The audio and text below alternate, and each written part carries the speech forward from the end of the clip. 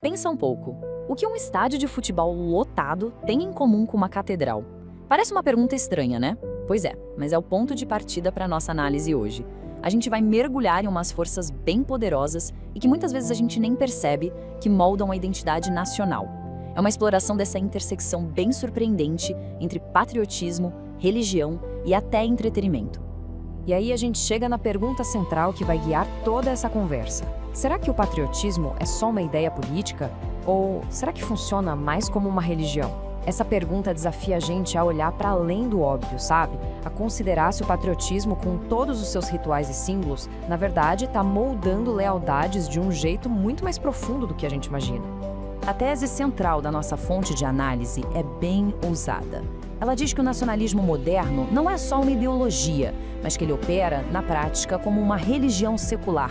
E o ponto aqui não é só sobre ideias, não. É sobre práticas, sobre rituais que nos formam de maneiras que, na maioria das vezes, a gente nem se dá conta.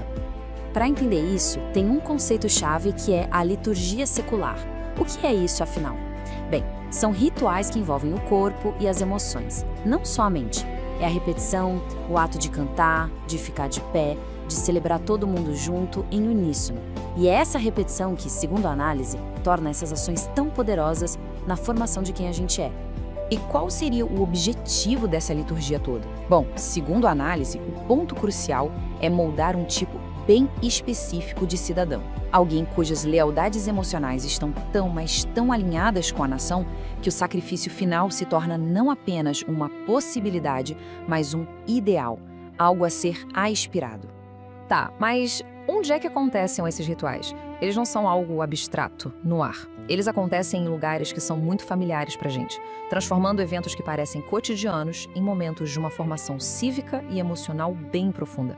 Essa frase todo mundo conhece, né? É talvez o exemplo mais claro dessa liturgia em ação. É mais que um convite para ouvir uma música, é um chamado para participar de um momento coletivo, um ato que reforça o sentimento de pertencimento. E aqui, o ritual é quase que dissecado. O estádio vira um tipo de templo cívico. A experiência mexe com todos os sentidos. Tem a música épica, as bandeiras gigantes, os aviões passando. Tudo isso leva a uma ação corporal sincronizada, pensada para criar um sentimento de reverência, de pertencimento, que conecta a identidade nacional com todo aquele espetáculo.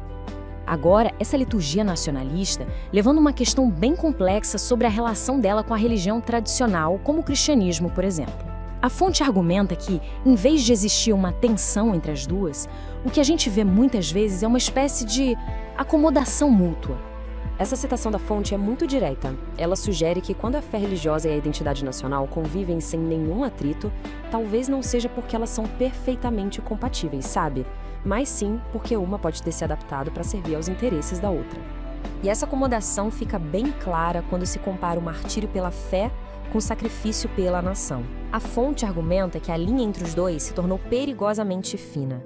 Símbolos sagrados, como a cruz, e símbolos nacionais, como a bandeira, começam a ocupar um espaço emocional muito parecido. O resultado disso seria o que o autor chama de um cristianismo domesticado. E olha, essa liturgia não acontece só em grandes estados, não. Ela aparece também em rituais diários, menores. O juramento de lealdade, por exemplo, recitado em escolas, é apresentado na análise como uma microliturgia do dia a dia, com uma função quase religiosa. A análise propõe que esse juramento funciona como um credo diário. É na repetição que ele vai formando lealdades subconscientes, direcionando a devoção máxima para a nação. Ao prometer unidade e justiça para todos, o Estado acaba assumindo um papel que, segundo a fonte, beira o transcendente. Então, quer dizer que a análise condena qualquer tipo de amor pelo próprio país? Não, não é bem por aí. É muito importante entender a distinção que o autor faz entre um afeto saudável pela pátria e uma forma de nacionalismo bem mais exigente. Essa distinção é o ponto-chave. De um lado, a gente tem o patriotismo visto como um afeto natural, sabe? Um carinho pela terra, pela comunidade. Do outro, um nacionalismo que exige adoração, que se coloca como a identidade principal acima de todas as outras, inclusive da fé. A crítica da fonte é toda direcionada para essa segunda forma. E é isso que nos leva ao coração da questão. A análise conclui que a pergunta mais importante não é sobre ter ou não permissão para amar o próprio país. A pergunta é sobre a hierarquia das nossas lealdades mais profundas.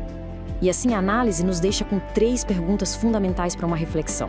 A quem ou ao que oferecemos nosso sacrifício final? O que é que realmente molda a nossa imaginação? E o que, lá no fundo, define a nossa identidade mais profunda? São questões que nos convidam a olhar para além das cerimônias e a tomar consciência dessas liturgias seculares que nos formam, todos os dias.